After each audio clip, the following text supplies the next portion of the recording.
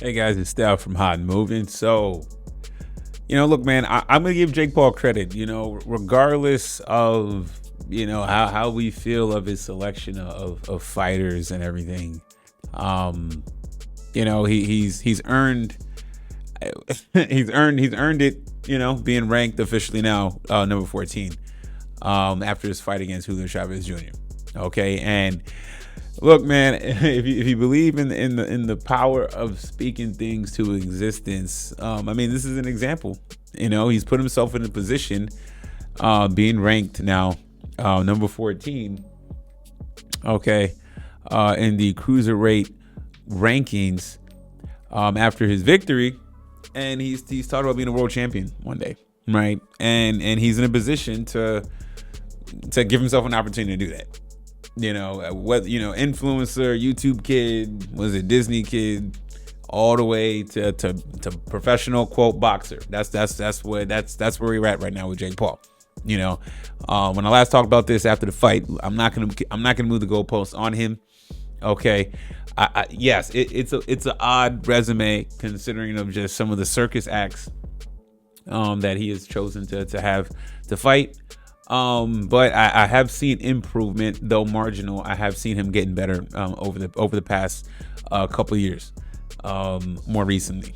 Okay, now what is it? I would have liked to have seen him maybe have a rematch with Tyson Fury's younger brother. I forgot his name, but the younger Fury. I would have liked to have seen a rematch of that. But outside of that, though, he the number one ranked guy is Gilberto in the cruiserweight class is Gilberto Ramirez. Now, I saw the co-main and if he wants to go straight towards him, I don't know if I'd advise that at the moment. Watching Gilberto fight his last fight, and Gilberto is he has 49 fights and he's 48-1. Now, just watching that fight that he had against, I forgot the man's last name. What's the guy's last name? What is it? His last name is, or the other fighter, the Cuban fighter, Yuniel Dorticos. Good fight, really good fight. And what I saw with Gilberto is just like, man, dude's a tank. Okay, he's big, 6'2". All right, there will not be a size issue. Jake Paul's a sturdy, big fella himself. But I feel like Gilberto got a little faster hands in close range is what it's looking like. And it doesn't. And if Jake Paul did fight him, he's not gonna move him around. He's not gonna move him around like he did Julio Chavez Jr. When I mean move around, meaning that he's not gonna back him up a whole lot. Okay, a lot of times when I saw in that last fight with Jake Paul and Julio Chavez, it just seemed like Jake Paul was able to kind of control the spacing of the ring, and I don't see that happening. All right. Now it's boxing, and anybody has a puncher's chance. Okay, and I definitely think that Gilberto would definitely take Jake Paul very seriously. Because I think Jake Paul does have very strong hands in the earlier rounds, though. Okay. And watching Gilberto's fight, it doesn't look like Gilberto that fight went 12 rounds, and it doesn't seem like he'll have any conditioning issues and getting tired and looking slow in the later rounds. Okay, and that was my biggest criticism of Jake Paul, getting gassed out middle to late rounds. All right, if he's gonna have a shot against Gilberto, I think Jake Paul's defense in the later rounds needs to be better, and I believe his conditioning needs to be a lot better. And I think that Jake Paul is not going to be able to move boxes around the ring compared to Gilberto. All right, I think that I don't know if Jake Paul wants this guy to be his next fight. I don't know who Jake Paul is eyeing right now.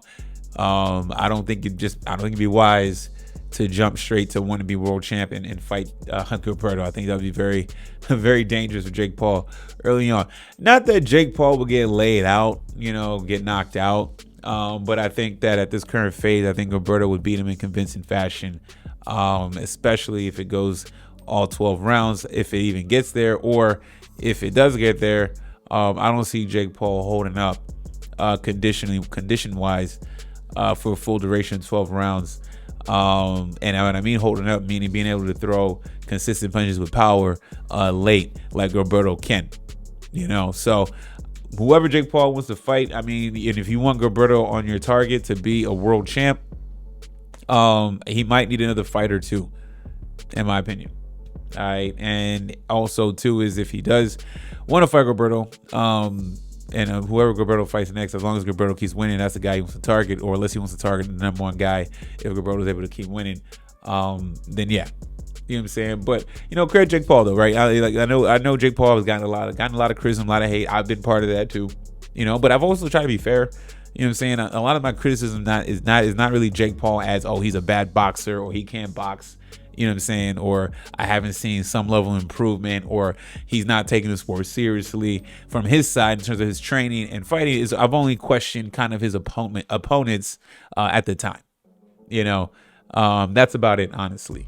But I think if Jake Paul works on some of those things, conditioning late rounds, maintaining stronger hands late rounds, it could be a very compelling and interesting fight. I wouldn't pick Jake Paul to win.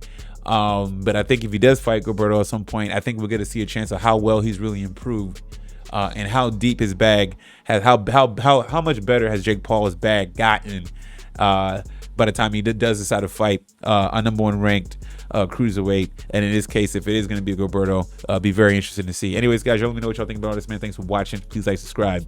I'm out.